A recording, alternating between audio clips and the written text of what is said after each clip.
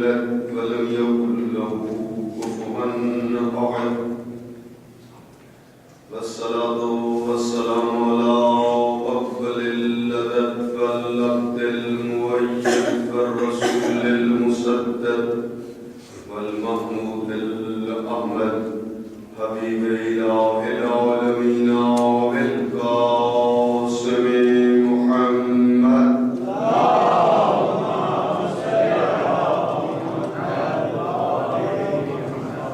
صلى الله عليه وآله الطيبين الطاهرين الغر الميامين المعصومين ولعنة الله على أعدائهم من الآن إلى قيام يوم الدين. أما بعد فقد قال الله تبارك وتعالى في كتابه المجيد وفرقانه الحميد. بسم الله الرحمن الرحيم. يا أيها الذين آمنوا اتقوا الله وكونوا مع الصادقين.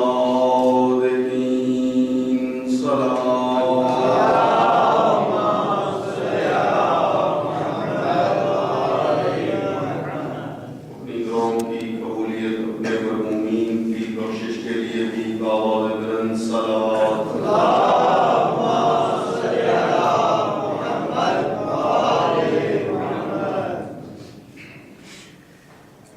دعا کریں رب کائنات عادل امام کا جلد ظہور فرمائے. دنیا ظلم سے بھر چکی ہے، عدل کا علم لہرائے، ظلم کا خاتمہ ہو. امام کے ظہور کے تعلیم کے لیے بھی آواز بلند صلوات.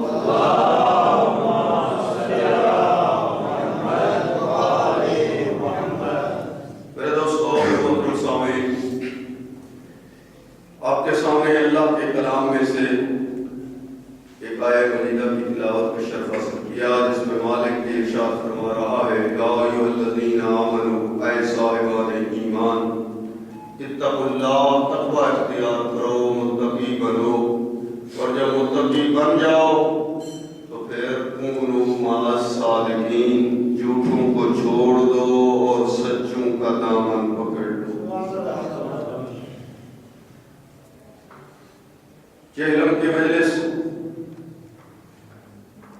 انشاءاللہ میں چاہ رہا ہوں کہ اس آیت کی تفسیر آپ کے سامنے کچھ یوں پیش کروں کہ اس آیت میں 3 لفظ جو ہیں بالخصوص مورد توجہ ہے. یا ایھا الذین آمنوا، ایمان والے. دیکھنا یہ ہے کہ ایمان والے کون ہیں. دوسرا لفظ ہے اتقوا اللہ، تقوی، متقی کون ہے. اور تیسرا لفظ ہے کونوا مع الصادقین، صادقین کے ساتھ ہو جاؤ. وہ صادقین کون ہیں جن کے ساتھ ہونے کا اللہ حکم دے رہا ہے. پہلی لفظ یا ایھا الذین آمنوا، اے ایمان والے. یہ کون ہیں یا ایھا الذین آمنوا؟ جن کو اللہ رب العزت مخاطب ہے، جس کے پاس جو شائع ہونا پھر لفظ والا، والے لگا کر نسبت دے دی جاتی ہے. مکان جس کا ہو تو مکان والے، دولت جس کے پاس ہو تو دولت والے، تجارت والا آدمی ہے تو تجارت والے. ایمان والے یہ کون ہے؟ آئیں ذرا ایمان کی تشریح ذرا سن لیجیے پاک پیغمبر کی زبان مبارک سے. دیکھ کر فرماتے ہیں یا علی حبک ایمان بغضک کفر. یا علی تیرے ساتھ محبت یہ ایمان کی علامت ہے اور تیرے ساتھ بغض یہ کفر کی شرارت ہے.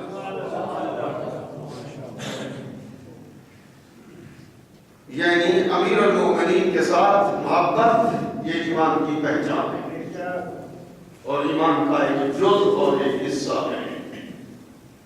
اور اسی کو ہی پاک پیغمبر نے بیان فرمایا کہ جب میدان جنگ میں سرکار امیر کو بھیج رہے ہیں تو دیکھ کر ارشاد فرماتے ہیں برز الایمان کلہ الی الکفر کلہ.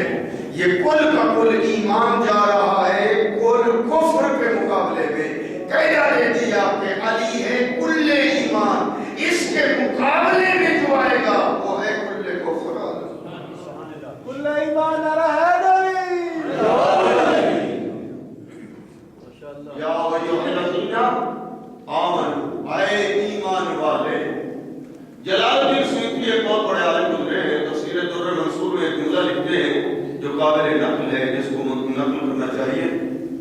وہ لکھتے ہیں قرآن مجید میں یا ایھا آمنوا جہاں آیا ہے نا اس سے مراد کون ہے؟ جو اللہ کی توحید، نبی کی نبوت کے بعد علی کی امامت کا دم کرتے ہیں۔ ترجمہ کیا ہوا ذرا ساتھ دیجیے گا۔ یا ایھا الذین آمنوا، اے ایمان والے، اگر اجازت دے تو پھر ترجمہ یوں کر دوں، یا ایھا الذین آمنوا، اے عقیدے میں علی کی ولایت رکھنے والے، یا ایھا الذین آمنوا، اے علی ولی اللہ والے، یعنی توحید و نبوت کے بعد ولایت امیر کے عقیدے پہ پابند رہنے والے، اللہ آپ سے مخاطب ہے۔ پاکستان کی کوئی سیاسی شخصیت آپ کے موبائل پہ آپ کو فون کرے، میں تو ایسا سمجھتا ہوں آپ تمام اپنے دوستوں کو بتائیں گے کہ صدر پاکستان نے میرے نمبر پہ خود میرے ساتھ ہی کلام کیا۔ ہاں میں کہتا ہوں آج یہ منصب ہے، کل وہ منصب نہیں ہوگا۔ دنیا کی ایک شخصیت ہے، اس نے آپ کے نمبر پہ آپ سے بات کی تو تمام دوستوں کو آپ بتائیں گے یا ایھا الذین آمنوا کہہ کر مالک الملک نے آپ کو مخاطب قرار دیا۔ اللہ رب العزت آپ سے کلام کرے یا ایھا الذین آمنوا تو آپ کتنے خوش نصیب ہیں۔ اتقوا اللہ، تقوی اختیار، متقی بن جاؤ۔ یہ تقوی کیا ہے؟ لفظ تقوی اتقوا اللہ یہ لفظ وقایہ سے بنا ہے۔ اس کا معنی ہے اپنے آپ کو بچانا، بچنا، بچانا، یہ لغوی معنی ہو گیا۔ اور اصطلاحی معنی اس کے مدارج ہیں تقوی کے۔ ادنا درجہ تقوی کا یہ ہے جتنے کام انسان پر واجب ہیں ان کو چھوڑے نہیں، جتنے کام حرام ہیں ان کے نزدیک نہ جائے تو انسان بن جاتا ہے متقی۔ توجہ ہے آپ کی؟ ہاں گزارش بھی ہے کہ موبائل جو ہے آداب مجلس کے لیے ہاں یہ بند کر دے یا سیلیکٹ پہ لگا دیجیے۔ تقوی متقی بن جاؤ اور اس کی منزل یہی واجب اور حرام کا پابند ہو جانا، انسان متقی بن جاتا۔ یہاں تو پڑھے لکھے دوست ہیں، یقیناً یہاں وہم جیسی بیماری نہیں ہوگی۔ بعض علاقوں میں جاتا ہوں وہ وہم کی بیماری آئی ہوئی ہے اور وہ خیال کر رہے ہیں کہ ہم متقی نہیں ہو سکتے، متقی کوئی آسمان سے اترے گی مخلوق۔ مولانا صاحب آپ جو کہتے ہیں کہ متقی بن جاؤ، ہم کجا اور متقی کجا، کہاں بن سکتے ہیں ہم متقی؟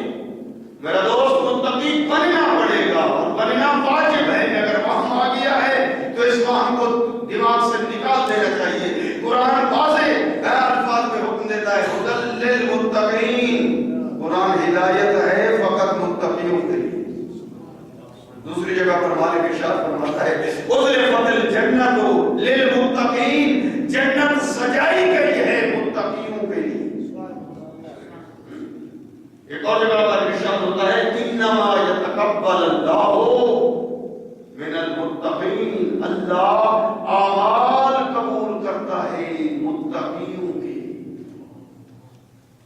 اب ذرا تقوی کی اس اہمیت کی طرف ذرا توجہ ہو جائے تو میں آگے بڑھ جاؤں گا۔ صرف ذہن میں یہ آ جانا چاہیے کہ متقی ہر آدمی کو بننا ہے، ہر فرد پر متقی بننا واجب ہے۔ نہیں بنو گے تو کتنا بڑا نقصان ہوگا۔ قرآن کہتا ہے ہدایت متقی کو ملے گی، پھر تقوی نہیں تو قرآن کی ہدایت بھی نہیں ملے گی۔ یہ ذہن میں رکھ دینا چاہیے۔ قرآن کا واضح حکم ہے اُزْلِفَتِ الْجَنَّةُ لِلْمُتَّقِينَ، جنت سجائی گئی ہے تو متقیوں کے لیے۔ اگر متقی بننے کا پروگرام کسی انسان کا نہیں تو پھر ذہن میں رکھ لے کہ وہ جنت کے خواب نہ دیکھے۔ اور قرآن کہتا ہے کہ اعمال قبول ہیں متقیوں کے۔ اگر متقی بننے کا پروگرام نہیں ہے تو پھر یہ بھی ذہن میں ہونا چاہیے کہ اعمال بھی قبول نہیں ہوں گے۔ اور اذان میں آپ کہتے ہیں اشہد ان امیر المؤمنین و امام المتقین، سرکار علی پیشوا ہے متقیوں کے۔ اگر متقی بننے کا پروگرام نہ ہو تو پھر علی جیسا امام بھی نصیب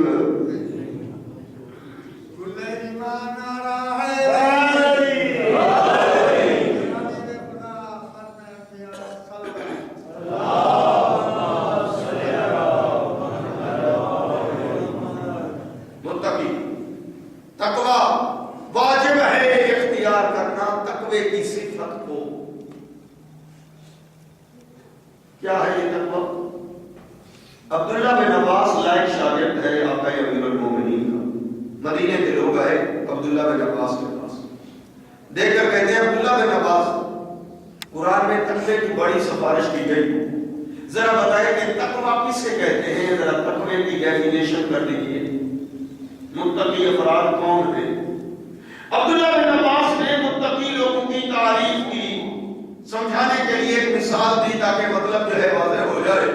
अब्दुल्ला बिन अब्बास कहते हैं तकवे की मंजिल ये है कि अंधेरी रात हो, मूसलाधार बारिश हो रही हो, बिजली जो है वो चमक रही हो, और एक रास्ता आज जो है वो खारदार झाड़ियों के दरमियान से जा रहा हो, इंसान को उसी रास्ते पे चलना भी पड़े और उसी जाते पे चलते उसे मंजिल मकसूद पे पहुंचना है। दाएं तरफ की झाड़ियां, बाएं तरफ की झाड़ियां, मूसलाधार बारिश हो रही है, पांव फिसलने के खतरे हैं, कांटे के दामन में लगने के ये खतरे हैं, आज चलना भी उसी जाते पे है, अंधेरा भी है, बारिश भी है।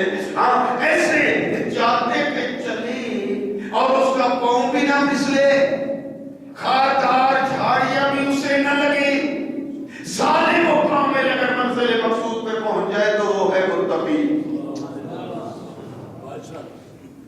ये तारीफ किसने बताई? अब्दुल्ला बिन अब्बास। अब सुनने वाले वो इस्लामाबाद वालों की तरह बहादुर नहीं थे, वो घबरा गए। हाँ, घबरा गए। तब तो देखकर कहने लगे कि अगर तकवे की ये तारीफ है तो फिर तो हम मुत्तकी कर नहीं सकते।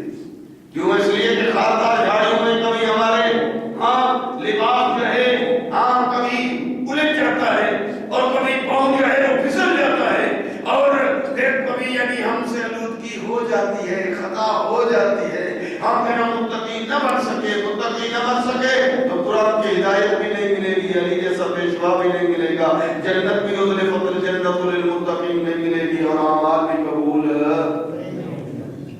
लिहाजा घबरा गए जो हाजिर हुए सरकार अमीरुल मोमिनीन की खिदमत में। सबक पढ़े बाबा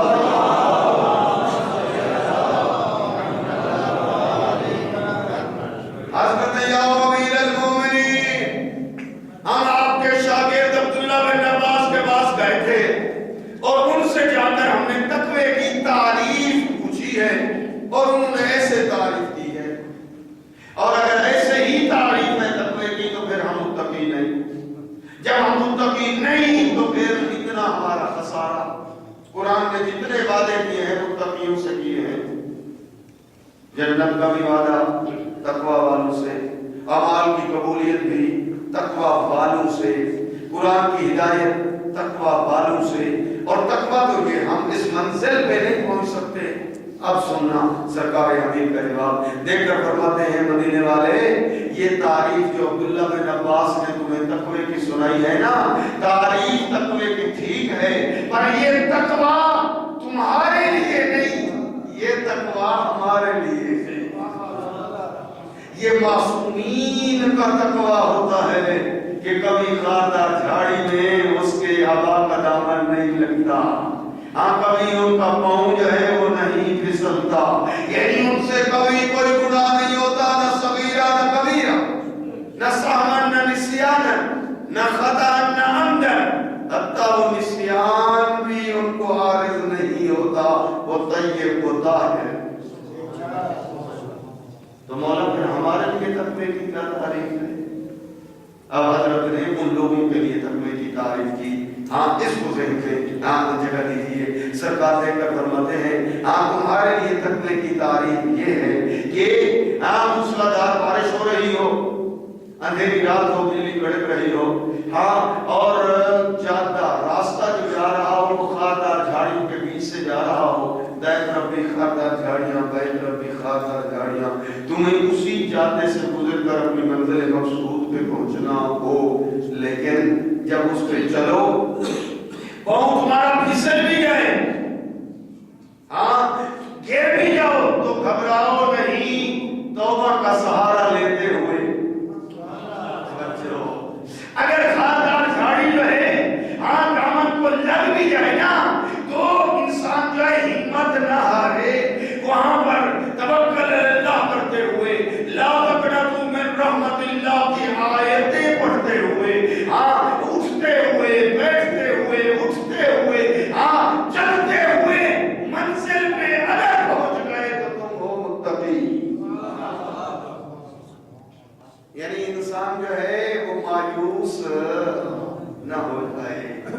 مایوسی جو ہے وہ بھی گناہ کبیرہ ہے.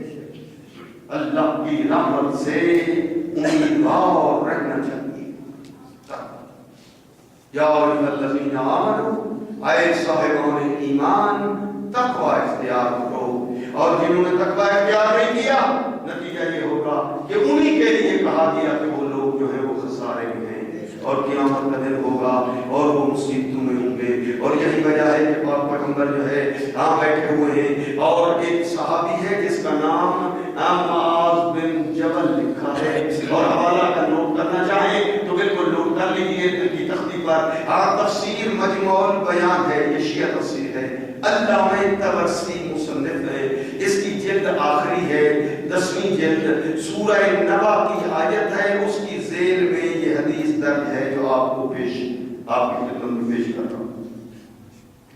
اور اگر میں سنت کی تفسیر کو جو دیکھنا چاہے تو تفسیر الدر المنصور حضرت علامہ جلال الدین سیوطی عالم اسلام کے وہ مفسر ہے، وہ اپنی اس تفسیر کے اندر یہ حدیث جو ہے وہ نقل کی ہے. جنہوں نے تقوی اختیار نہیں کیا وہ کتنے خسارے میں.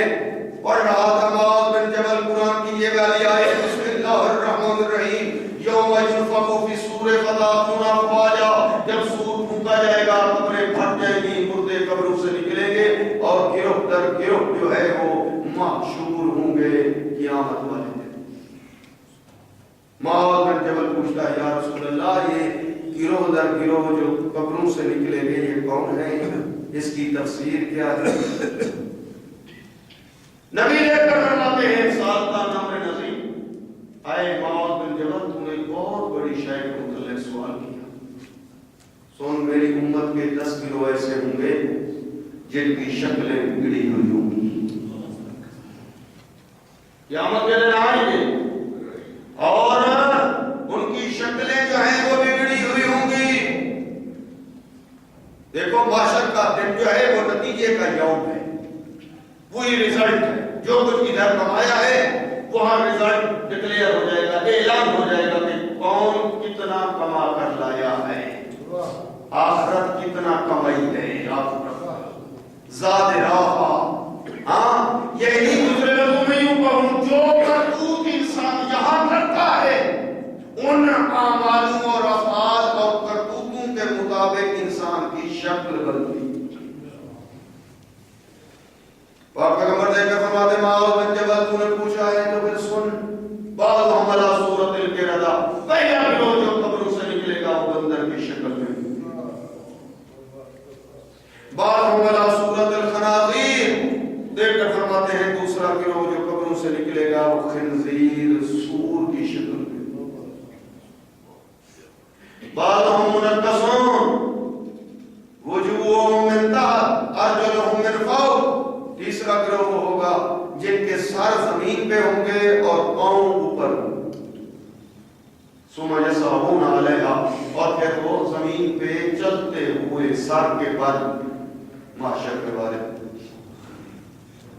چوتھا فرمایا بعضهم قوم یترددون، فرمایا چوتھا گروہ وہ ہوگا جو اندھے ہوں گے، یترددون، دھکے کھائیں گے تو کبھی ادھر گر جائیں گے کبھی ادھر، متردد.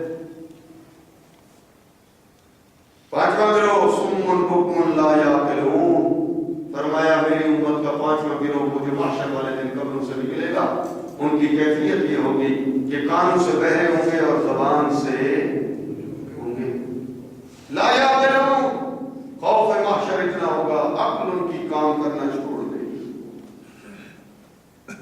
محشر کا دن یہ رزلٹ ہے تقوی اختیار نہ کرنے کا نتیجہ. دیکھ کر نبی فرماتے ہیں بعضهم یمزقون السنتهم، چھٹا گروہ وہ ہوگا جو اپنی زبانیں چبا رہے ہوں گے، فہی ممدودۃ علی صدورہم، اور وہ زبانیں جو ہے سینے تک لٹکی ہوئی ہوں گی، فیسیل القیح من افواہہم، اور ان کے منہ سے پیپ بہ رہی ہوگی، یتقذرهم اہل الجنہ، محشر والے دیکھ کر ادھر ادھر لاتے. محشر کے دن کی کیفیت ہوگی، جو آدمی متقی نہیں ہے ان کی کیفیت یہ ہوگی. ساتواں دیکھ کر فرماتے ہیں ساتواں گروہ وہ ہوگا اشد نتنا من الجیف، ان کے جسم سے مردار سے زیادہ بدبو آئے گی۔ آپ گزرتے ہیں سڑک سے، مردار ہو جیسے دیکھتے ہیں تو ناک بھی بند کر لیتے ہیں، تیزی سے گزر جاتے ہیں، اور وہاں کیفیت یہ ہوگی کہ جسم سے مردار سے زیادہ بدبو۔ آٹھواں دیکھ کر فرماتے ہیں، آٹھواں گروہ ہوگا مسلحون علی جذوع من نار، آگ کے شعلوں میں اونٹے لٹکے ہوئے ہوں گے۔ گویا آگ کے کوئی تنے ہوں گے، کیا ہوگا؟ حدیث ایسے آگ کے شعلوں میں اونٹے الٹے لٹکے ہوئے۔ نواں گروہ فرمایا مقطعۃ ایدیہم وارجلہم۔ نبی تقریر سنا رہے ہیں، اب وجہ کریں میں حدیث کو مکمل کروں اور اپنے موضوع کے قریب ہو جاؤں۔ ہاں، 3 لفظوں کی میری گفتگو ہے۔ دیکھ کر فرمایا کہ نواں گروہ ہوگا جن کے ہاتھ بھی کٹے ہوئے ہوں گے اور پاؤں بھی کٹے ہوئے، ہاتھ بھی ساتھ میں، پاؤں بھی نہیں۔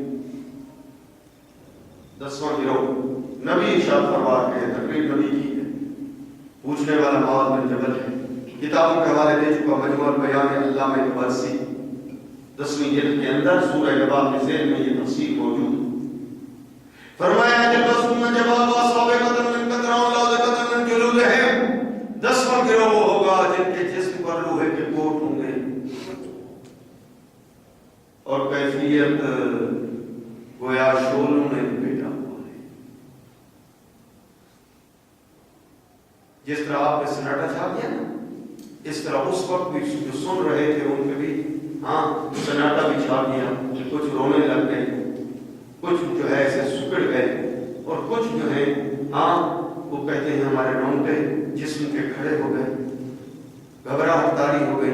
معاذ بن جبل نے پوچھا، یا رسول اللہ، آپ ارشاد فرمائیں گے اس حدیث کو مکمل کریں، یہ کون ہوں گے یہ لوگ جن کے جو ان شکلوں میں آئیں گے؟ کیا ہوں گے ان کے اعمال، کرتوت، افعال، حرکتیں؟ نبی نے حدیث کو مکمل بیان کیا۔ اگر تھک گئے ہو تو چھوڑ دوں، اگر چاہتے ہو حدیث کو مکمل کروں، اگر چاہتے ہیں حدیث کو مکمل کروں، صلوات پڑھیں۔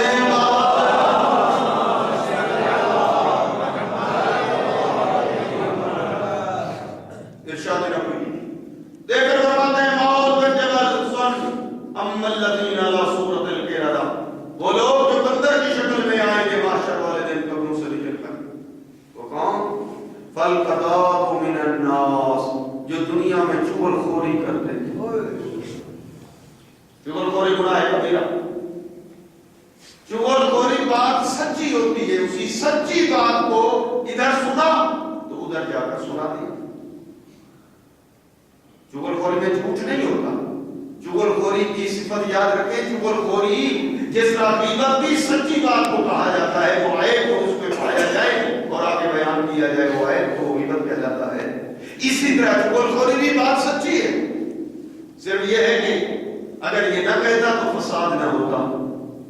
اس نے جا کر یہاں کی بات وہاں جا کر منتقل کر دی، اب ان کو پتہ چلا ہمارے متعلق ان کا یہ نظریہ ہے، یہ خیال ہے، ایسی باتیں کرتے ہیں۔ چغل خوری سے فساد ہو گیا، چغل خوری سے خاندان تباہ ہو گئے، بعض دفعہ طلاقیں واقع ہو گئی چغل خوری کی وجہ سے۔ فساد ہے چغل خوری سے، اگرچہ بات سچی ہے پر اللہ کو یہ پسند نہیں، گناہ کبیرہ۔ فرمایا جو دنیا میں چغل خوری کرے، البتہ پہلے زمانے میں یہ چغل خوری والی صفت جو ہے کہتے ہیں کہ عورتوں میں ہوتی تھی، اب تو ماشاءاللہ مرد بھی نمبر لے رہے ہیں خواتین سے، معاشرہ آلودہ ہوتا جا رہا ہے، یہ روحانی بیماریاں بڑھتی جا رہی ہیں، اصلاح کی ضرورت ہے۔ انسان اپنی زبان پہ قابو رکھے کہ میں یہ بول رہا ہوں کہ اس بولنے میں اللہ کی رضا ہے یا غضب خدا تو نہیں۔ فرمایا جو دنیا میں چغل خوری کرے قیامت کے دن وہ اٹھے گا اور بندر کی شکل۔ دوسری قسم توجہ ہو جائے، فرمایا اما الذین علی صورت الخنازیر فاہل الصحت، فرمایا جو خنزیر کی شکل میں اٹھیں گے قیامت والے دن، ان کی کیفیت دنیا میں اہل الصحت، ان کی روزی، ان کی آمدنی، ان کا کاروبار حرام کا تھا۔ مثلا ملاوٹ کرتا تھا تب بھی حرام، رشوت لیتا تھا تب بھی حرام، جھوٹی قسمیں اٹھا کر مال بیچتا تھا تب بھی حرام، ہاں 2 نمبر شے بیچتا تھا تب بھی حرام، دکھاتا تھا کچھ اور دیتا تھا کچھ، یہ ساری چیزیں زمرے میں آ جاتی ہیں۔ ہاں حرام کا لفظ ہے حرام، ہاں یہ اسی طرح ہے کہ جس طرح ایک مٹکا یا ایک گھڑا جو ہے وہ دودھ کا بھرا ہوا ہو، ایک قطرہ نجاست کا اس میں ڈال دے وہ سارا نجس ہو جائے گا۔ تو نبی بھی اپنی امت کو متوجہ کر رہے ہیں تاکہ یہ حدیث پہلے ہی بیان ہو جائے اور ایسے جراثیم جو ہے میری امت کو نہ لگے اور انسانی شکل میں محشور ہوں قیامت والے دن، اس لیے حدیث نبی نے مکمل فرمایا۔ دیکھ کر فرماتے ہیں کہ جو ان کی روزی آمدنی کاروبار حرام کا قیامت کے دن خنزیر کی شکل میں اٹھے گی۔ اس کے بعد دیکھ کر فرماتے ہیں عمل مرکزون، تیسری قسم جو سر کے بل چلتے ہوئے آئیں گے، پاؤں اوپر ہوئے، کون؟ فاقلۃ الربا، جو دنیا میں سود خوری کرتے تھے۔ سود کھانا گناہ کبیرہ۔ اب سود کی طول و تفصیل ہے، وہ ذرا علماء کی طرف رجوع کرنا چاہیے اور وہ شرائط اور وہ مسائل فقہیہ کہاں سود لازم آتا ہے کہاں لازم نہیں آتا، اس کی وضاحت جو ہے وہ توضیح المسائل میں موجود ہے اور اسی طرح باقی فقہی کتابوں آپ علماء سے رجوع کر سکتے ہیں، میں تو نہیں دینا چاہتا۔ ہاں کہ فرمایا جو سود کھائے قیامت کے دن کس کیفیت میں، کتنی قسمیں ہو گئی حدیث نبوی کی؟ 3، ماشاءاللہ۔ آپ تو حدیث واقعا نبی کی سننا چاہ رہے ہیں۔ ہاں چوتھا جملہ دیکھ کر فرمایا فالأمیو الجارحون فی الحکم، جو اندھے معشور ہوں گے وہ کون؟ ایسے جو دنیا میں ظلم کرتے ہیں، ظلم سے قضاوت کرنا، ظلم سے فیصلہ کرنا، عدل کا نام نہیں۔ اب اس کی تفصیل میں جائے، اس کے موارد جو ہیں وہ معاشرے میں گنے جا سکتے ہیں، اس کے مصادیق کہ کہاں کہاں ظلم لازم آتا ہے۔ ہاں تقریر طولانی نہ ہو جائے۔ فرمایا جو ظلم کرے، عدل و انصاف نہ کرے، وہ قیامت کے دن اندھا ہوگا۔ گویا دنیا میں اس نے آنکھیں نہیں کھولی تو پھر آخرت میں بھی وہ فالصم والبکم والموجبون بأعمالہم، دیکھ کر فرمایا کہ جو قیامت والے دن کیفیت یہ کہ کانوں سے بہرے، زبان سے گونگے اور عقل بھی ان کی کام نہیں کرے گی، ہاں تو پھر وہ کون ہوں گے؟ الموجبون بأعمالہم، جو اپنے اعمال پہ عجب کرتے ہیں۔ عجب بڑائی کے لیے یہ جملہ آتا ہے، اپنے آپ کو برتر سمجھنا، اپنے کو بہتر سمجھنا، ہاں عجب کا شکار ہو جاتا ہے بعض آدمی۔ ہاں کام کرتا ہے اور کام کرنے کے بعد وہ واقعی کام جو ہے نیکی کے کر رہا ہے، لیکن اس کے اندر شیطان ایک عجب کی صفت ڈال دیتا ہے اور پھر مختلف طریقوں سے اس عجب کا اظہار بھی ہو جاتا ہے۔ بعض جگہ جو ہے اپنے کو بہتر سمجھتے ہوئے دوسروں پر برتری جتلاتا ہے، اور بعض اوقات عجب میں یوں ریاکاری کا شکار ہو جاتا ہے۔ اعمال کرنے کے بعد دنیا کو بتاتے رہتا ہے میں نمازی، میں روزہ دار، میں صرف ماہ رمضان کے روزے نہیں رکھتا بلکہ ماہ شعبان کے بھی ساتھ رکھتا ہوں۔ آپ کو پتا ہے میں ہر مہینے میں 3 دن روزے رکھتا ہوں، میں نے اتنی دیگیں پکا کر مومنین کو کھلائی، میں نے اتنی صدقات دیے، میں نے اتنے خیرات۔ حکم ہے نیکی کر دریا میں ڈال، ایک ہاتھ سے دے دوسرے ہاتھ کو علم نہ ہو۔ باتیں اگرچہ کڑوی ہے لیکن حقیقت ایسے کہ نیکی کر کے چھپا ڈالیے، نیکی بیان کرنے سے میرا دوست ضائع ہو جاتی ہے بیان کرنے سے۔ کیوں؟ اس لیے کہ ریاکاری کا شکار ہو جاتی ہے۔ یہ پورا چیپٹر ہے ریاکاری کا، دکھاوے کا، جس کو دیکھنا چاہیے، کتابوں کے اندر ٹائم نہیں ہے۔ قیامت کا دن ہوگا اور ریاکار جو ہے مالک کی خدمت میں حاضر ہو کر کہے گا مالک مجھے ان نیکیوں کی جزا چاہیے۔ حکم ہوگا وہ کام تو نے اس لیے کیے تھے، سخاوت کی تھی تاکہ تیری سخاوت کے ڈنکے بجے دنیا میں، لوگوں نے تجھے سخی کہا، اب تم مجھ سے کیا لینے آیا ہے؟ پتا ہے شہید کے لفظ بھی روایت میں آیا ہے، میدان میں ایک آدمی شہید ہو گیا ہوگا تو وہ بھی آئے گا مالک مجھے جزا چاہیے. کہا جائے گا جب تو قتل ہو رہا تھا تیری نیت یہ تھی کہ میری شجاعت کے ڈنکے بجے. للہ فی اللہ کام نہیں. علماء کچھ عالم بھی جائیں گے ہاں اور اپنی اس محنت اور اس تبلیغ کا عوض جو ہے مانگے یہ حکم ہوگا اس لیے تم نے یہ کام کیے تھے تاکہ ہاں تیرا بڑا نام ہو.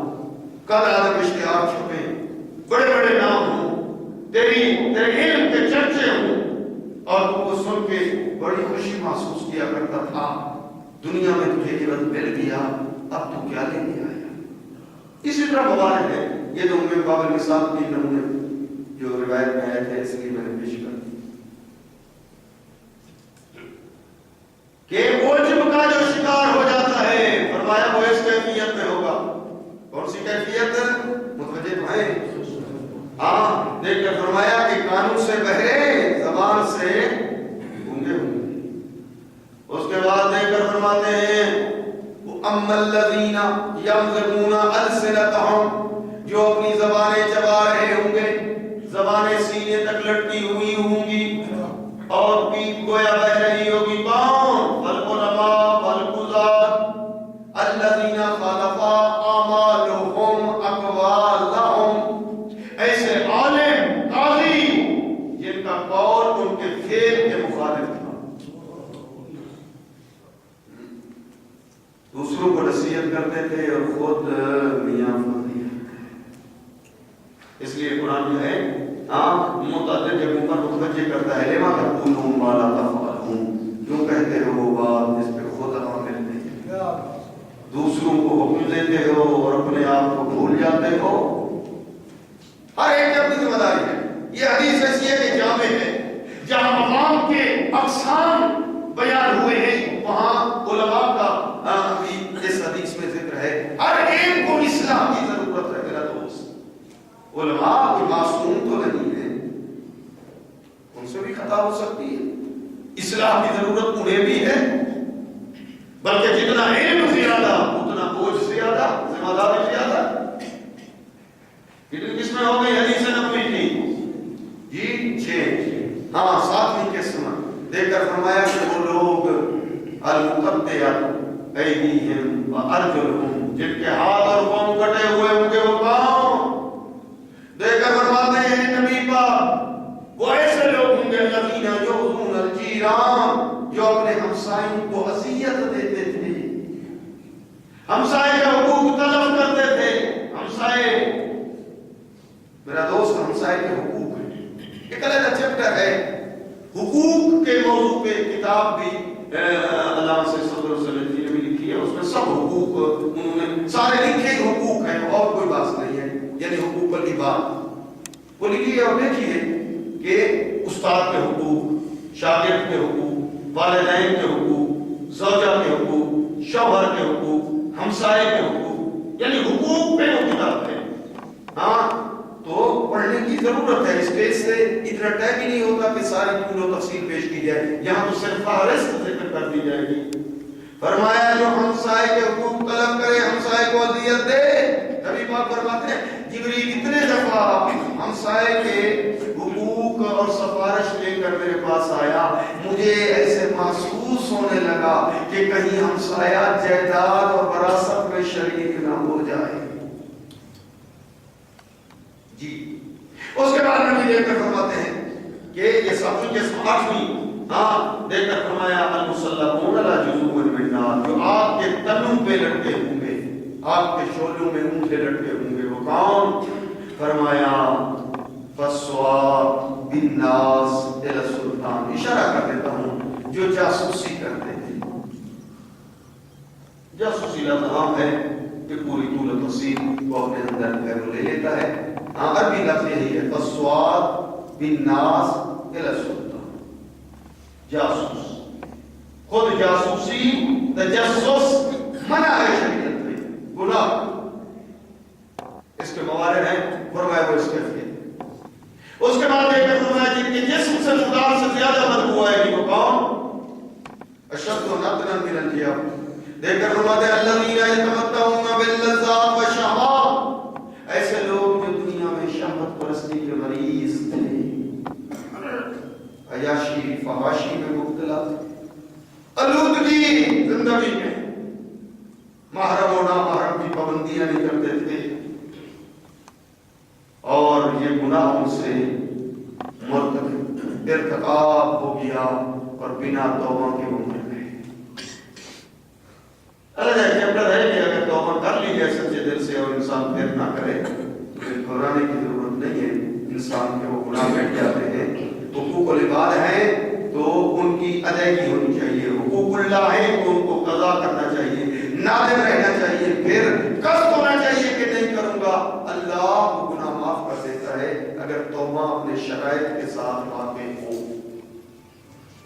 اس کے بعد آخری جملہ دیکھ کر فرمایا جو ان کے جسم میں لوہے کے کوٹ ہوں گے وہ کون؟ اہل الفخر والخیلا، وہ ایسے جو متکبر تھے. تکبر ایک نحوست، تکبر ایک بیماری، انسان کے اندر تکبر ایک بیماری آ جاتی ہے اور اس کی بھی مختلف قسمیں ہیں. بعض اوقات دولت کا تکبر، بعض دفعہ علم کا تکبر، بعض دفعہ منصب کا تکبر، بعض دفعہ قبیلے کا تکبر، مختلف اقسام ہیں. ایک چیپٹر ہے جس کو دیکھنا چاہیے. یعنی جو آدمی اس دنیا میں تقویٰ کو اختیار نہیں کرتا تو پھر قیامت کے دن وہ خسارے میں ہوگا. ممکن ہے وہ ان 10 قسموں میں سے کسی قسم کے ساتھ اٹھے. یقیناً آپ جو ہے تقوی کی اس تعریف سن چکے اور اس کی پابندی بھی کریں گے کہ واجبات کو چھوڑیں نہیں، حرام کا ارتکاب نہ کریں، آپ سارے متقی بن جائیں.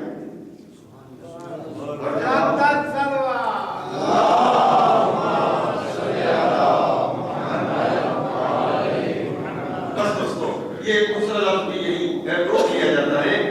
اور تیسرا لفظ ہے کونوا مع الصادقین. جب ایمان والے بھی بن گئے پھر تقوی والے بھی ہو گئے، اب کیا کرو؟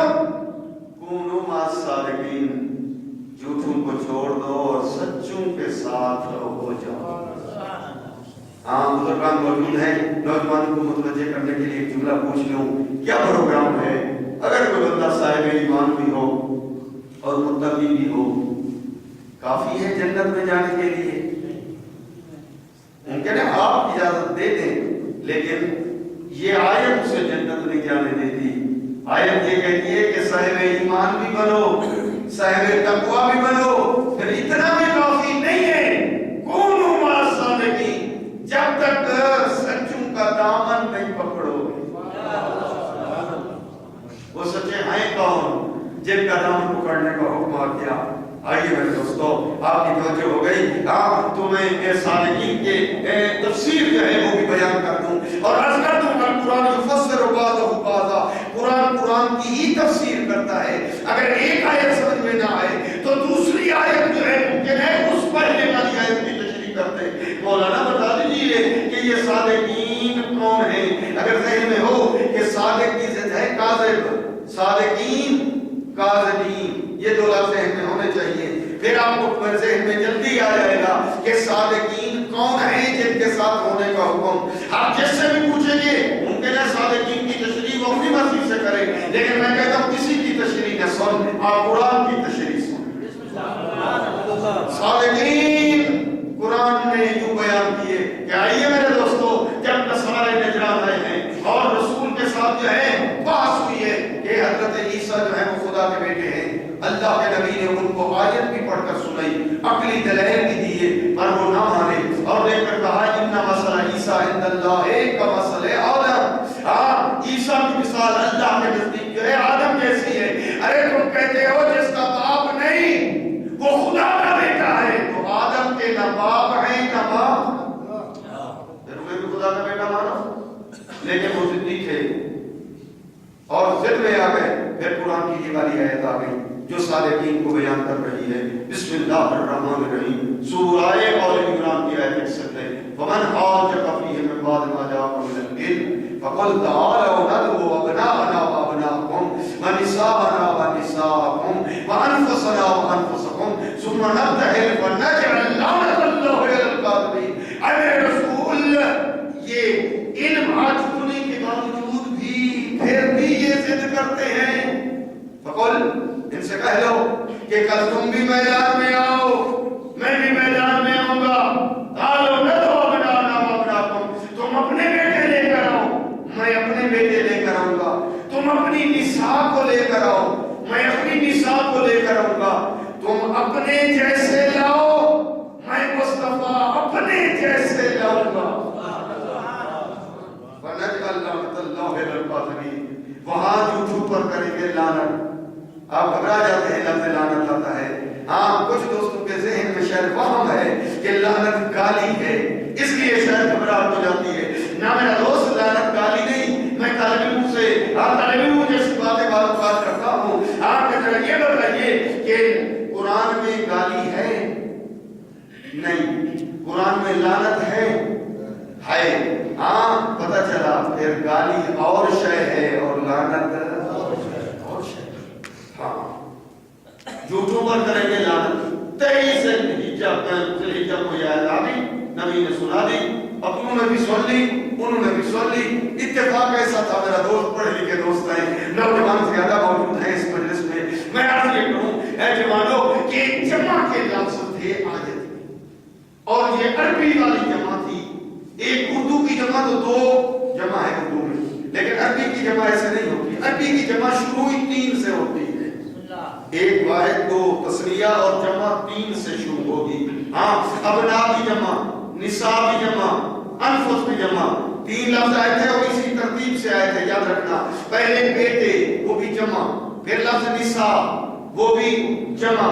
اب یہاں پر نساء جو ہے عمومی ہے، اور عمومی ایسا ہے کہ زوجہ کو بھی شامل ہے، ماں کو بھی شامل ہے، بیٹی کو بھی شامل ہے، یعنی آج جتنی بیٹیاں ہیں سب آئیں، جتنی گھر والیاں ہیں سب آئیں، جتنی منزلہ ماں کے بن سکتی ہیں سب آئیں۔ انفس بھی جمع، جتنے جانثار، جتنے وفادار، جتنا کلمہ گو، لیکن اس معیار پہ ہونے چاہیے، ہاں تو پھر وہ آ جائے۔ اب جمع کے لفظ تھے، میں تو ایسے ہی کہتا ہوں کہ جمع انہوں نے بھی سن لی تھی، اپنوں نے بھی سن لی تھی، اب سب تیار کے جمع کے لفظ ہیں، سب ہی جائیں گے۔ اور جمع کی آخری حد میرے دوستوں نہیں ہوتی، لاکھوں تب بھی جمع، ارب خرب تب بھی جمع، آخری حد جمع کی نہیں ہوتی۔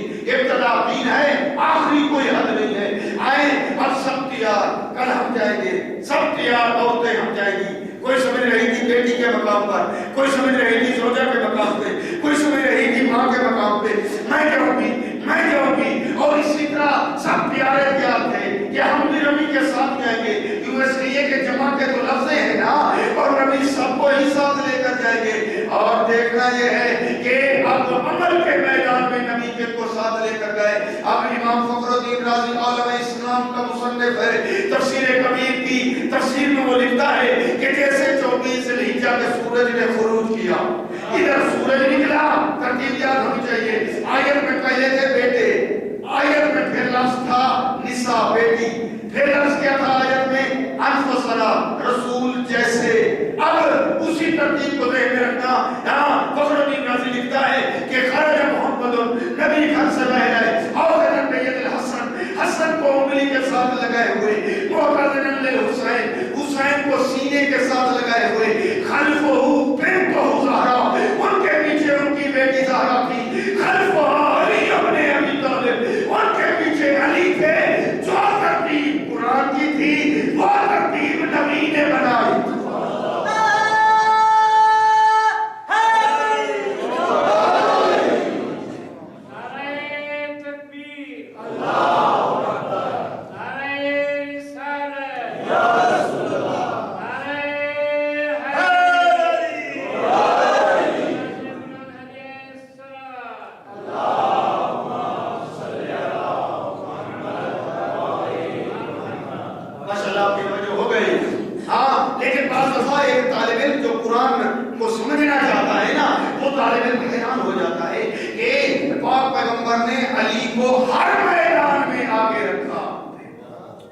ایک مباہلہ ہے جس میں آخر میں رکھا تاکہ بعد میں آنے والی نسلیں یہ نہ کہیں کہ حیدر کرار کے روب سے مباہلہ جو ہے وہ فتح ہوا. عیسائی تھے ان پہ روب ڈال دیا پیغمبر نے نہ کہ یہ علی کی شجاعت سے فتح نہیں ہوا, ارے علی کی صداقت سے فتح ہوا.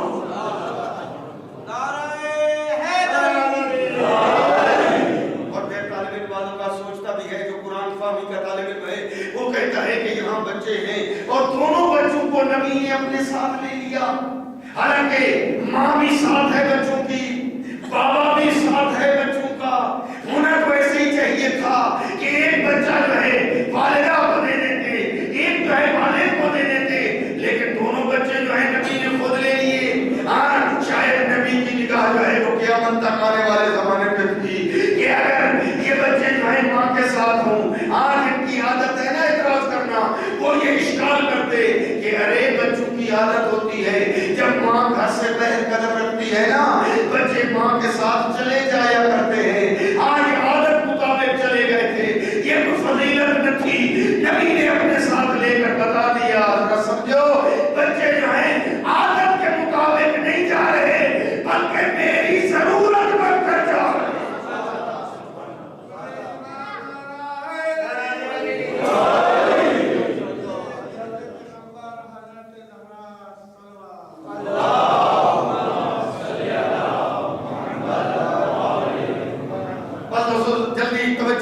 جتنا تیز ہوگی ممکن ہے اتنا جلدی موضوع جو ہے اس مٹ جائے. اور جملہ یہ ہے کہ نبی نے پہلے قرآن کی آیت ان کو سنائی, عقلی دلائل بھی دیے. دوستو, قرآن نبی نے پڑھا یہ آیت کہ عیسیٰ کی مثال آدم جیسی ہے, یہ آیت نبی کی زبان سے انہوں نے سنی, لیکن قرآن ان کو کافی نہ ہو سکا. توجہ میرے دوستو, آج دنیا یہ کہتی ہے حسبنا کتاب اللہ, ہمیں اللہ کی کتاب کافی ہے, اہل بیت کی ضرورت نہیں ہے. مناظرے سے ہٹ کر ذرا ٹھنڈے کلیجے سے پیار محبت کے دائرے کے اندر آ کر ذرا سمجھنے کی غرض اور نیت و ہدف سے ذرا یہ دیکھ لیں کہ جس پر قرآن نازل ہوا خود وہ نبی موجود ہیں اور انہوں نے خود جو ہے توحید منوانے کے لیے قرآن پہلے پڑھا, لیکن قرآن کے ذریعے وہ مسئلہ نہ منوا سکے ان سے, اور رسول کو اہل بیت کی ضرورت ملا کر پڑی. اس لیے کہتا ہوں کہ جب توحید منوانے کے لیے والا توحید پہ تھا نا, توحید منوانے کے لیے خود رسول کو اہل بیت کے بغیر تنہا کتاب کافی نہ ہو سکی, اور اہل بیت کی ضرورت خود رسول کو پڑی. تو آج ایک امتی کو پورا دین اسلام منوانے کے لیے اہل بیت کے بغیر تنہا کتاب کیسے کافی ہو سکتی ہے؟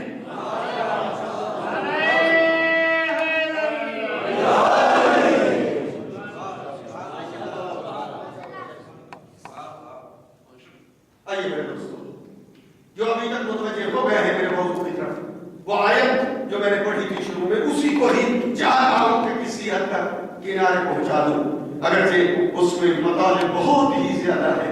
کونوا صادقین یعنی سچوں کا انتخاب تھا, لیکن یہاں پر نبی نے جن کو لیا ہے نا وہ ہستیاں تھوڑی ہیں جبکہ لفظ جمع کے ہیں. حکم یہ ہے کہ ڈھیر سارے لوگ, لیکن نبی کا انتخاب ہے.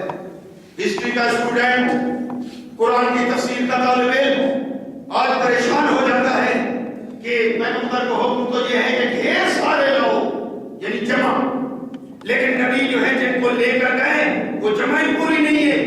ابنا کی جگہ 2 بیٹے گئے, وہ جمع پوری نہیں. نصاب کی جگہ 1 بیٹی گئی, جمع پوری نہیں, جمع 3 ہے. انفسنا اکیلا علی کیا, جمع پوری نہیں. اور پھر عجیب پھر انتخاب ایسا ہے کہ بڑوں کو چھوڑ دیا نبی نے, بچوں کو لے لیا. آج ایک اسٹوڈنٹ جو ہے جو قرآن سمجھنا چاہتا ہے وہ پریشان ہو جاتا ہے کہ یہ وجہ کیا ہے. آئے اگر اجازت ہو تو پاک پیغمبر خود میں عرض کر دوں یا رسول اللہ یہ طالب علم سمجھنا چاہتے ہیں، ارے نہیں پیغمبر جواب دے، مومن تمہیں آیت پوری سنا دو بات کھل جائے گی، فنجعل لعنت اللہ علی الکاذبین، وہاں جا کر کرنا تھا جھوٹوں پر، ہاں جھوٹوں پر کرنا تھی لعنت۔ اگر میں کسی ایسے ویسے کو ساتھ لے لیتا جس نے ماضی میں جھوٹ بولا ہوتا یا حال میں جھوٹ بولتا یا مستقبل میں جا کر جھوٹ بولتا تو لعنت گھوم کے آ جاتی اسی پر بھی۔ نگاہ نبوت نے جب انتخاب کیا جو ماضی میں بھی سچے، حال میں بھی سچے، مستقبل میں بھی سچے، تو ایک پانچ کے علاوہ چھٹا سچا تھا ہی نہیں،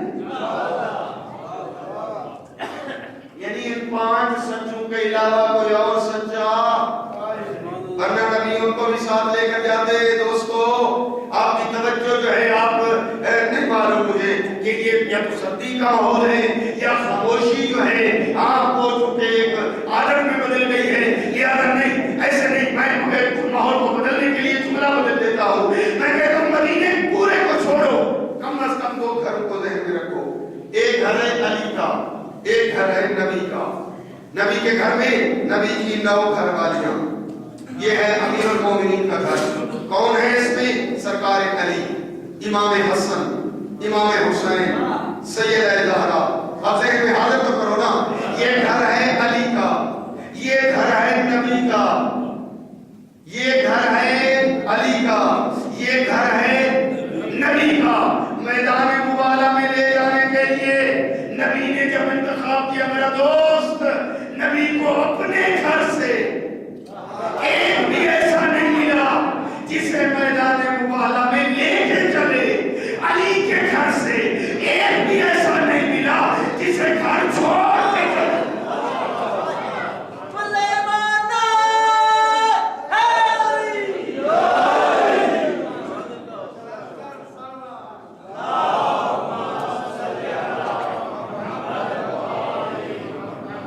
دیکھیے میرے دوستو، اب لفظ بھی ہے نا، اب نا بیٹے لیے تو کس گھر سے؟ علی کے گھر سے، اس سے ایک بھی فرق نہیں ہے۔ ہاں اسی طرح نساء بیٹی لی تو علی کے گھر سے، انفسنا نبی جیسا وہ بھی علی کے گھر سے، اس لیے کہہ رہا ہوں اس گھر سے ایک بھی نہیں لیا، اس گھر سے ایک بھی نہیں چھوڑا۔ اور جب یہ ہستے روانہ ہوئی آگے، ہاں دیکھا ہے کس نے؟ ہاں عیسائیوں نے دیکھ کر کہتے ہیں وہ ہستیاں آ رہی ہے، اگر جبل پہاڑ کو اشارہ کرے تو پہاڑ کی جگہ چھوڑو، ہم جزیہ دیں گے، معافی مانگیں گے، جزیہ دیں گے، مباہلہ نہیں کریں گے، ورنہ عیسائی غرق ہو جائیں گے۔ دیکھتے نہیں ہو آسمان سے عذاب کے ساتھ نمودار ہو گئے، دیکھتے نہیں ہو پرندے اپنے گھونسلوں سے نکل کر چیخ رہے ہیں۔ سمجھ گئے تقریب نتیجے کے 2 لفظ، اور وہ آپ کی توجہ ہو گئی ہے، اس لیے یہ 2 جملے بھی کہہ دوں کہ دیکھو میرے دوستو، بزرگان موجود ہیں، کیا پروگرام ہے اگر نبی اکیلے چلے جاتے، کیا پروگرام ہے، اور بد دعا کر دیتے، عیسائی غرق ہوتے یا نا؟ جمع تو پہلے پوری نہیں ہو رہی، جمع جب پوری نہیں ہو رہی تو پھر تنہا رسول ہی چلے جاتے، ہاں، اور لعنت کر دیتے۔ کیا پروگرام ہے؟ عیسائیوں کے عذاب آتا، ہاں، تو پھر آئے بتائیں کہ پھر تنہا کیوں نہ گئے، بچوں کو کیوں لیا، سیدہ کو کیوں لیا؟ یہ تو کبھی میدان میں نہیں آئے، لیکن بچوں کو بھی لے لیا میدان میں، سیدہ کو بھی گھر سے لے لیا میدان کے لیے۔ کبھی ذرا اس میں توجہ ہونی چاہیے، ہاں، اس لیے کہ اگر تنہا رسول چلے جاتے نوجوان توجہ، تو پھر قیامت تک دنیا یہی کرتی رہتی کہ صادق فقط ایک رسول تھے بس، سچے صادق فقط ایک رسول تھے، کوئی اور صادق نہیں تھا۔ اگر کوئی اور صادق ہوتا تو نبی ان کو بھی ساتھ لے کر جاتے، ہاں، نبی نے پورے صادقین اس وقت جتنے موجود تھے ان سب کو لے کر چلے۔ نہ میں جملہ بدل دوں، شاید آسان نہیں کر سکا، میرے دوست بزرگان موجود ہیں، نوجوانوں، اگر رسول تنہا چلے جاتے آج بھی قیامت تک دنیا یہی سمجھتی رہتی کہ کاذب کون ہوتا ہے جو صادق کے مقابلے میں آئے، کاذب کون ہے؟ قیامت تک کسوٹی یہ بن جاتی، کسوٹی قاعدہ کلیہ رول اصول کہ رسول ہے صادق، کاذب فقط وہ ہے جو رسول کے مقابلے میں آئے، بس کوئی اور کاذب ہے ہی نہیں کائنات میں، لیکن رسول نے صادقین کی جماعت سے بتائی نہیں، میدان میں چلتے ہوئے دکھائی کہ اے سمجھو جس طرح میں محمد صادق، میرے مقابلے میں آنے والا کاذب، علی ہے سچا، اس کے مقابلے میں آنے والا بنے گا جھوٹا، حسنین ہے سچے، ان کے مقابلے میں آنے والے بنیں گے جھوٹے، بطول ہے سچی، اس کے مقابلے میں آنے والے بنیں گے جھوٹے، جب بنیں گے جھوٹے بے شک دنیا والے چپ رہے، قرآن چپ نہیں کرے گا، قرآن بولے گا فَنَجْعَلْ لَعْنَتَ اللَّهِ عَلَى الْكَاذِبِينَ، ارے ایسے جھوٹوں پہ قرآن کل بھی لعنت کرتا تھا، آج بھی لعنت کرتا ہے، قیامت تک لعنت کرتا رہے گا۔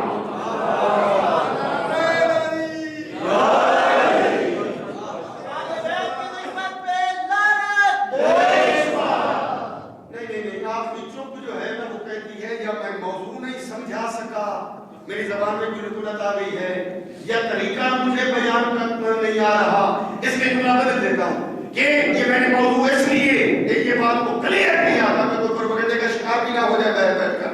آج ہمارے بچوں سے یہ پوچھا جاتا ہے کالجوں میں، اسکولوں میں، یہ بچوں تم حیدری ہو، اسرائیلی ہو، جعفری ہو، تم یزید پہ لعنت کرتے ہو، کہاں لکھا ہوا ہے قرآن کے اندر؟ توجہ، ہمارے بچوں سے یہ سوال ہوتا ہے تم بھی اور تمہارے بڑے بھی یزید پہ کرتے ہو لعنت، کہاں لکھا ہوا ہے قرآن میں؟ میں نے یہ اس کلیئر نتیجہ اس لیے پیش کیا تاکہ ان بچوں کو پتہ چل جائے اور جا کر اسکولوں اور کالجوں میں یہ بتا سکے کہ ذرا دیکھو کہ سورہ آل عمران کی آیت 61 مباہلہ والی آیت میں ہم میدان میں رسول کے ساتھ جانے والا حسین ہے سچا، اس کے مقابلے میں آیا ہے یزید، جب حسین کے مقابلے میں ٹکرایا یزید تو یزید بنا جھوٹا، اور جب بنا یزید جھوٹا تو پھر قرآن دنیا چپ رہے، قرآن چپ نہیں کرتا، وَنَجْعَلْ لَعْنَتَ اللَّهِ عَلَى الْكَاذِبِينَ، ارے قرآن اس یزید جھوٹے پہ لعنت کرتا ہے، تم بھی قرآن کو مانتے ہو تو لعنت کر کے دکھلاؤ، پسند کر دیا اور سمیٹ دوں۔ یہی وجہ ہے میرا دوست، یہ نتیجے ہیں کہ اللہ کے رسول نے یہ سچے دکھائے۔ توجہ کریں، جلدی سمیٹ دوں اسی جملے پہ، اگر آپ نے توجہ کی تو پھر سمیٹ جائے گی، نہیں تو پھر مجھے وضاحت کی پھر ضرورت پڑ جائے گی، آیت پڑھنی پڑ جائے گی۔ میرا دوست، یعنی جتنے سچے کو عربی میں کہتے ہیں صادق و صدیق، جتنے صادق و صدیق تھے نبی سب صادق و صدیق کو میدان میں لے کر گئے، کسی صادق و صدیق کو گھر میں اب بولے نا گھر میں چھوڑا نہیں، جتنے صادق و صدیق تھے نبی نے ان کو میدان میں دکھایا، کوئی اور صادق و صدیق ہوتا تو نبی ان کو بھی میدان میں لے کر جاتے۔ اب پتہ چل گیا نا کہ دنیا نے جس کو صدیق کہا وہ صدیق اور ہے، قرآن نے جس کو صدیق کہا وہ صدیق اور ہے، دنیا نے جس کو صدیقہ بھی کہا وہ صدیقہ اور ہے، قرآن نے جس کو صدیقہ بھی کہا وہ صدیقہ اور ہے۔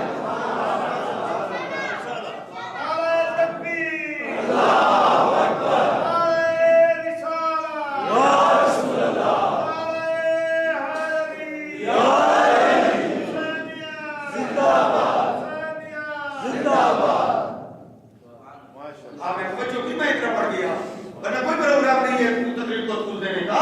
جتنی تفسیریں لکھی گئی سب نے یہی لکھا جو میں نے پڑھا. اب عربی والی اٹھا لیں یا فارسی والی اٹھا لیں. بتا آپ تو اردو میں بھی علمی لٹریچر موجود ہے, جا کر لیں اور دیکھ لیں کہ بچپن کے علاوہ چھٹا آدمی میدان میں نظر نہیں آتا. اور سب نے لکھا بیٹے حسنین تھے, نساء فقط بطول تھی اور انفس فقط سرکار علی تھی. لیکن آج کی ایک تفسیر ہے پیر کرم شاہ پھیرے والا جو جج بھی رہے اور تفسیر لکھی. وہ لکھتے ہیں کہ علی گئے ہیں میدان میں, انکار نہیں کر سکتے کیونکہ سب نے لکھا, پر جان رسول بن کر نہیں بیٹا بن کر گئے. عجیب جملہ ہے. آپ بھی قرآن پڑھتے ہیں روک روک کر نتیجے نکالتے ہو تو ذرا دیکھو گئے ہیں علی پر بیٹا بن. بیٹا کیسے؟ کہا کہ علی تھے داماد رسول اور شرفاء کے نزدیک داماد قائم مقام بمنزلہ بیٹے کے ہوتا ہے. اور علی تھے داماد, یہ داماد کی حیثیت سے بیٹا بن کر میدان میں گئے. میں کہتا ہوں پیر کرم شاہ بھیرے والا تفسیر ضیاء القرآن میں یہ جملہ لکھ کر تو نے ہمارا 1400 سال کا اختلافی مسئلہ حل کر دیا کہ اگر علی داماد کی حیثیت سے گئے تھے, اگر ہم تو کہتے ہیں جان رسول بن کر گئے, تیرے پر اگر داماد کی حیثیت سے گئے تھے تو یہاں لفظ جمع کے ہیں. حکم یہ ہے کہ جتنے داماد اگر علی کے علاوہ کوئی اور داماد رسول تھا تو وہ بیٹا بن کر میدان میں کیوں کیا.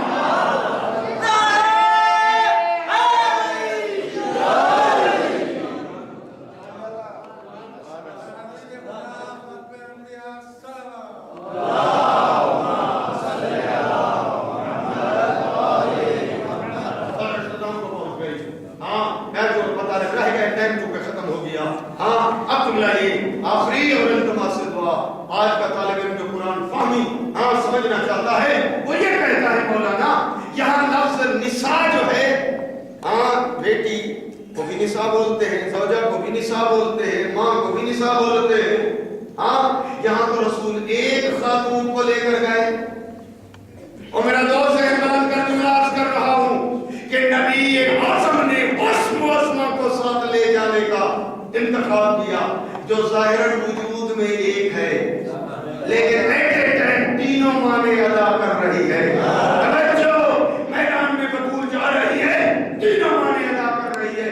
محمد کی بیٹی بن کر جا رہی ہے, علی کی زوجہ بن کر جا رہی ہے اور حسنین کی ماں بن کر جا رہی ہے.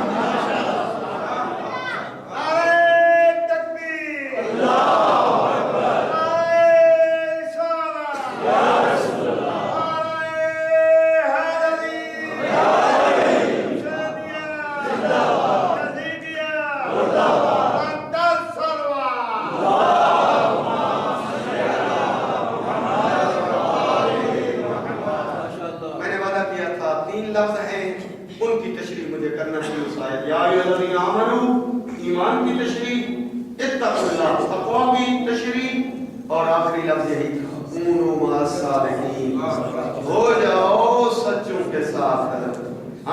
نبی نے وہ سچے زبان سے فقط بتائے نہیں بلکہ میدان میں چلتے ہوئے دکھائے. اب آپ مدد کریں کہ اس لفظ کا کیا معنی ہے کونوا مع الصادقین, ہو جاؤ سچوں کے ساتھ. کیا معنی؟ ان کے نام لکھ کر جیب میں رکھ لو, ہو گئے سچوں کے ساتھ؟ نہ, اس کا معنی یہ ہے کہ اگر بعد رسول امت رسول میں ہو جائے اختلاف, نماز کے طریقے ہو جائیں مختلف, کوئی کہے یوں پڑھو تو کوئی کہے نہیں یوں پڑھو تو کوئی کہے نہیں یوں پڑھو اور کوئی کہے تو یوں پڑھو, پھر تم پریشان ہو جاؤ کہ کس طرح پڑھے. قرآن کی آیت تمہارے سر پہ آ کر گویا بولے گی کونوا مع الصادقین, سچوں کے ساتھ ہو جاؤ. یعنی کیا مانا؟ سچوں کو دیکھو, جس طریقے سے سچوں نے پڑھی تم بھی ایسے پڑھو. روزے کے ٹائم میں اختلاف ہو جائے, صحیح پہلے بولتے ہیں تب بھی ہمارے اوپر اعتراض کرتے ہیں کہ تمہارا روزہ ٹوٹ گیا, باطل. دیر سے بولتے ہیں تب بھی اعتراض ہوتا ہے کہ صحیح وہ مکروہ ہو گیا. ہم کہاں جائیں؟ قرآن کی آیت بولے گی کونوا مع الصادقین, ارے سچوں کے ساتھ ہو جا، دیکھ سچوں نے جس ٹائم کھولا بھی اس ٹائم ماہ رمضان میں یہ نماز پڑھی جا رہی ہے، صحیح پورے سال تو نہیں پڑھتے، فقط ماہ رمضان میں یہ والی نماز ہوتی ہے، ہم پڑھیں یا نہ پڑھیں قرآن کی آیت کہے گی کونوا مع الصادقین، دیکھ سچوں نے پڑھی ہے تو تو بھی پڑھ۔ ہاں بوڑھا باپ ہے، 4 بیٹے ہیں، وصیت کرنا چاہتا ہے میرا جنازہ کون سا ہونا چاہیے، 4 تکبیروں والا یا 5 تکبیروں والا؟ قرآن کی آیت بولے گی کونوا مع الصادقین، سچوں کے ساتھ ہو جا، وہ وصیت کر اپنے بیٹوں کو، دیکھ اگر سچوں نے 4 تکبیریں پڑھی ہیں تو بھی 4 تکبیروں کی وصیت کر، اگر سچوں نے 5 پڑھی ہے تو تو بھی 5 تکبیروں کی وصیت کر۔ بس میرے دوستو میں نے آپ کو کافی ٹائم لے لیا، ہو جاؤ سچوں کے ساتھ۔ جیسے یہ 55 ہستیاں گھر سے روانہ ہوئی، سامنے نصارہ نجران نے دیکھا، معافی مانگی، جزیہ دینا قبول کیا، لیکن مقابلے میں نہ آئے، ٹکرائے نہیں۔ کیوں؟ کہہ رہے تھے رات کو میٹنگ ہوئی تھی اور کہا تھا رسول اگر اپنا خون لے کر آئے تو مقابلہ نہ کرنا، ورنہ ایک عیسائی بھی دھرتی پہ زندہ نہیں ہوگا، اور اگر اپنے ساتھیوں کو لے کر آئے تو پھر مقابلے کے لیے آ جانا۔ اب جیسے ہی انہوں نے دیکھا کہ وہ سیدہ آ رہی ہے جو رسول کی بیٹی، سارا ان کے جھک گئے، جزیہ دینا قبول کیا، معافی مانگ لی، ٹکرائے نہیں۔ عرض کر دوں وہ تھے عیسائی، میرے رسول کے امتی نہیں تھے، حضرت عیسیٰ کو اپنا نبی مانتے تھے نا، عیسائی تھے، مسلمان نہیں تھے۔ سیدہ کو آتے دیکھا، معافی مانگنا شروع کر دی۔ میں حیران ہو جاتا ہوں وہ کیسے مسلمان تھے کہ بابا کے منبر کے سامنے 3 گھنٹے تک کھڑی رہی۔ کسی نے نہیں کہا زہرا تو تھک گئی ہوگی،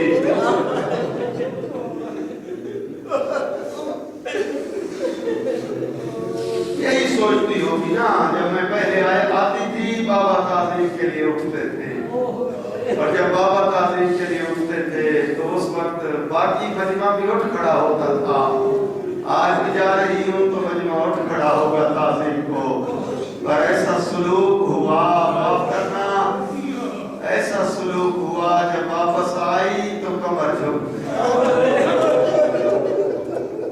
سر کے بعد سفید ہو گئے۔ بابے کی قبر پہ پہنچی ہے تو دونوں ہاتھ بابے کی قبر پہ رکھ کر جیسے گلے لگایا جاتا ہے نا قبر کو، دیکھ کر کہتی ہے بابا صوبت علیہ مسائب لونہا صوبت علیہ مسرد علیہ، بابا دیکھ بیٹی پر وہ مسائب آئے، اگر دنوں پہ آتے دن کالی راتوں میں بدل جاتے۔ وہ کون سے مسائب تھے جو سجدہ پہ آئے؟ دن جن کو برداشت نہ کرتے رات بن جاتے ہیں۔ ہاں یہی وجہ ہے، ہاں اپنے گھر بیٹھیے، ہاں اور دروازے پر کچھ ہجوم نظر آیا، جلدی جلدی دروازے کے اندر آ کھڑی ہوئی، دیکھ کر کہتی ہے او دنیا والے، وہ میرے بابا کا کلمہ پڑھنے والے، ابھی تو میرے بابا کی قبر خشک نہیں ہوئی۔ ایک آدمی نے دروازے کے پر آگ لگا دی، شعلے بلند ہوئے۔ کسی نے پوچھا تھا نا سلیمان الفارسی سے کہ ہم نے سنا، میں تو مدینے میں نہیں تھا، میں نے سنا ہے کہ سیدہ کے گھر کو آگ لگا دی گئی، اور رو کر کہتے تھے کہ صرف گھر میں آگ نہیں لگائی گئی، جب لوگ سیدہ کے گھر میں داخل ہوئے سیدہ کے سر پہ چادر نہیں تھی، شعلے بلند ہوئے مدینے میں، جو آگ سیدہ کے دروازے پہ لگی تھی نا، اس کے شعلے جا بھڑ کے شام غریبا۔ یہ وہی وہی آگ تھی جو مدینے سے لگی اور شام غریبہ خیام اہل بیت جل گئے. اور یہی وجہ ہے عزیزانو کہ حمید ایک روایت کرتا ہے، وہ کہتا ہے میں نے دیکھا ہے اس کے دامن کو آگ لگی ہوئی ہے. میں نے دوڑ کر چاہا کہ اس بچی کی کرتے کی آگ بجھا دوں. جیسے میں قریب پہنچا مجھے دیکھ کر کہتی ہے مجھے ہاتھ نہ لگانا، میں سید ناری تو نامحرم ہے، میں حسین کی بیٹی ہوں، میں سجاد کی بہن ہوں. تو عزیزانو تو اتنے مصائب آئے اس بچی پر. مختلف نام آپ بیان ہوتے ہیں. بعض کہتے ہیں اس بچی کا نام رقیہ تھا، بعض کہتے ہیں اس کا نام فاطمہ تھا. سکینہ پیار سے کہا جاتا تھا. اگر ایسے ہے تو میں کہتا ہوں اس بچی کی عمر تھوڑی ہے، مصائب زیادہ ہے. کربلا سے شام تک یہ بچی روتے ہوئے گئی. چھوٹی اولاد والا ہر کسی کو اپنی اولاد پیاری ہوتی ہے. جب شام غریبہ اہل بیت کو لوٹا گیا، اس شہزادی کے کانوں میں گوشوارے تھے. اب میں کیسے پڑھوں؟ معلوم آگے بڑھا، اس نے گوشوارے اتارے نہیں، اس طرح چھینچے کہ بچی کے ہاتھ کانوں پہ آ گئے. دیکھ کر کہتی ہے بابا میرے کان زخمی ہو گئے. اور پھر اتنے مسائب آئے. روایت ایسے کہتی ہے کہ یہ اونٹوں پہ بچوں کو بٹھایا گیا اور بچے گر جاتے تھے. ایک دفعہ شہزادی سکینہ بھی اونٹ سے گر گئی. قافلہ رک گیا. عزیزانو نیزہ جس میں میرے آقا کا سر تھا وہ زمین میں گڑ گیا. میرے آقا سجاد کے پاس آیا. تیرے بابا کا سر جس نیزہ پہ ہے وہ حرکت نہیں کرتا نیزہ. امام فرماتے ہیں پھوپھی اماں ذرا قافلے کو شمار کرو. قافلہ رک گیا. کھڑے ہو گئے. ثانیہ زہرا نے ایک بیوی کو بلایا. قاسم کی ماں لبیک میں حاضر ہو. اکبر کی ماں لبیک میں حاضر ہو. ایک بیوی کو بلایا. فضل کی ماں لبیک میں حاضر ہو. سکینہ میں نہیں جواب دو.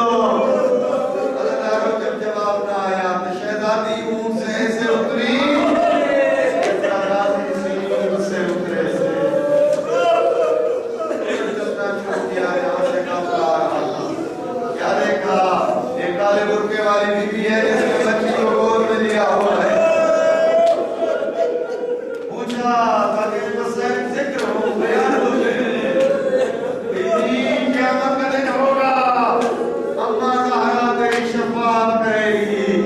کعبے کی مجھے پہچان تیری ماں زہرا ہو. بقیہ چھوڑ کے آ گئی. اللہ کربلا سے شام تک اس بچی کے مسائب ہیں. اور پھر شام پہ آل نبی کو جس زندان میں رکھا گیا اس زندان کی چھت نہیں تھی. گرمی اور سردی سے یہ بچے محفوظ نہیں ہوتے تھے. اور چھوٹی اولاد والا اندازہ کر جب سورج تیرے برابر سر کے اوپر آ جاتا، چھوٹے چھوٹے بچے پھوپھی کو چمٹ جاتے. دیکھ کر کہتے ہیں ہمارے پاؤں چل رہے ہیں، سائے کا انتظام نہیں ہے، سورج سر کے اوپر ہے.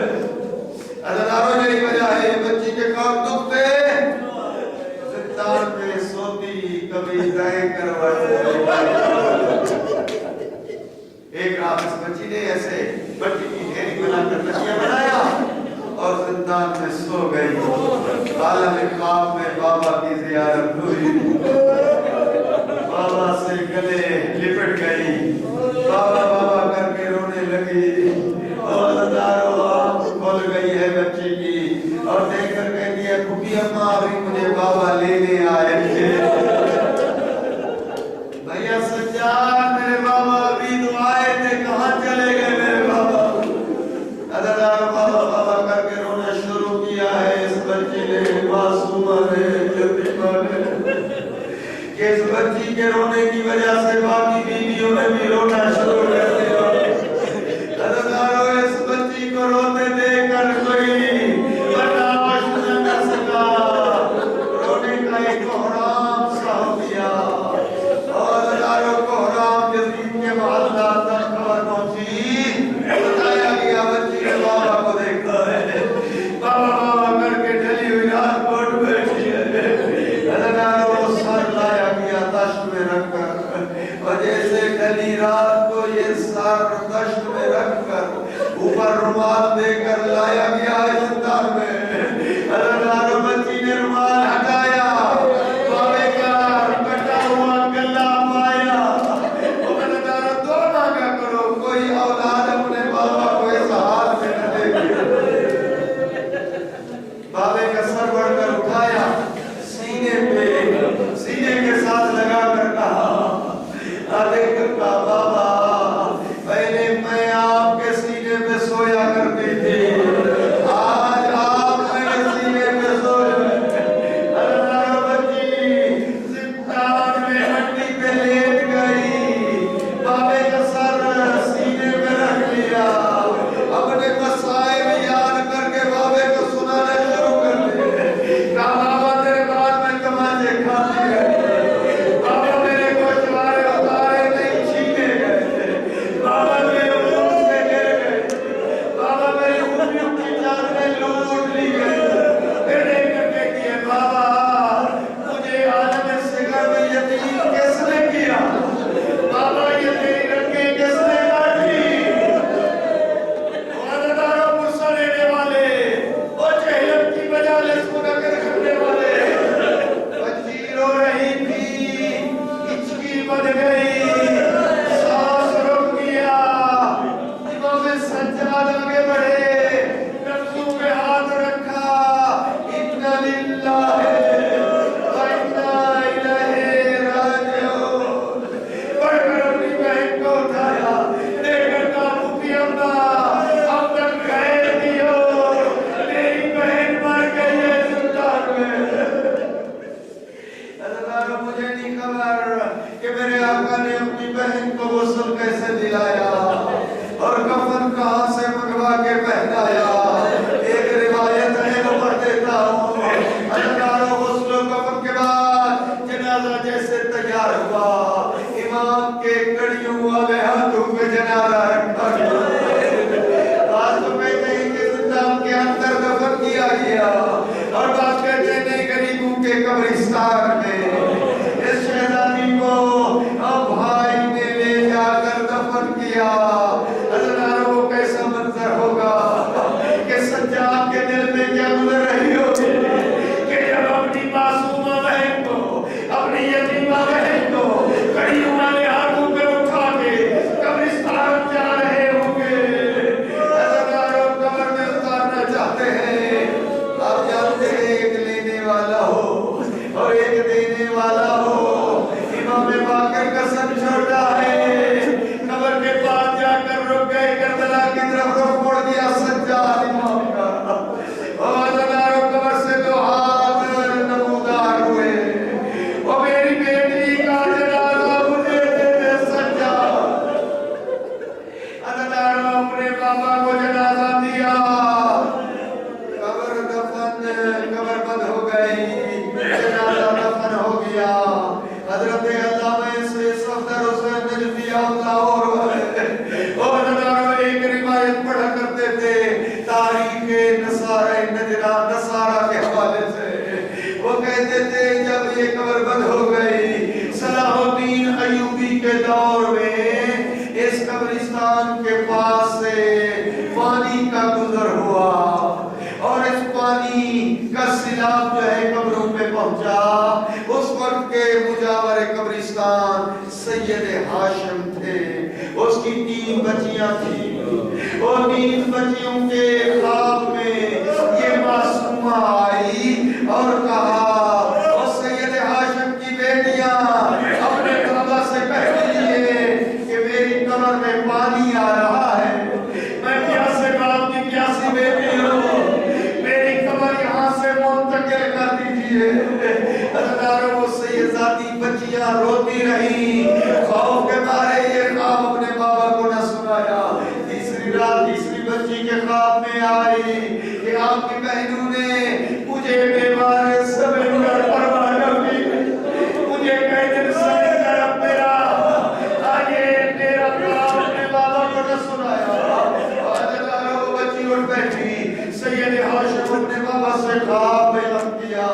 سید ہاشم نے کچھ سیدزادیوں کو بلایا، اپنی بیٹیوں کو ساتھ کیا اور لے جا کر قبر کھولی، اور ہزاروں مظلومیت سمجھ میں آ جائے گی۔ اور جب سیدہ اور معصومہ یتیمہ کی قبر کھلی اور ہزاروں اس وقت سید ہاشم کی بچی نے اور معصومہ کا جنازہ اٹھایا، رو کر کہتی ہے بابا معصومہ اپنے پہلے قمیض میں دفن ہے، اور وہ قمیض ایک طرف سے جلا ہوا ہے، لگتا ہے شام غریبہ اس بچی کے قمیض کو آگ لگ گئی تھی۔ اور اس کی بچی منہ میں آدم کر کے کہتی ہے بابا یہ ابھی تک مظلوم ہے، یہ ابھی تک اس بچی کے ہاتھ رسیوں سے بندھے ہوئے ہیں، ابھی تک اس کی رسیاں نہیں کھلی۔